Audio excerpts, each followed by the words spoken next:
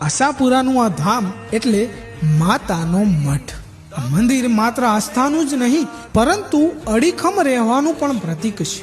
1819 અને 2001ના ભયાનક ભૂકંપમાં જ્યારે કચ્છ લગભગ ધ્વસ્ત થઈ ગયું હતું ત્યારે આ મંદિરને પણ ભારે નુકસાન પહોંચ્યું હતું, પરંતુ ભક્તોની અતૂટ શ્રદ્ધા અને માતાજીના આશીર્વાદથી આ મંદિર ફરીથી પોતાની ભવ્યતા સાથે ઊભું થયું. નવરાત્રિમાં માતાના મઢની રોનક ચરમસીમાએ હોય છે. લાખો પદયાત્રીઓની સેવા માટે રસ્તા પર ઠેર ઠેર સેવા કેમ્પ ગોઠવાઈ જાય છે, જ્યાં જ્ઞાતિ જાતિના ભેદભાવ વિના સૌની સેવા થાય છે. પણ નવરાત્રિનું મુખ્ય આકર્ષણ છે આસો સુદ આઠમના દિવસે થતી પત્રી વિધિ.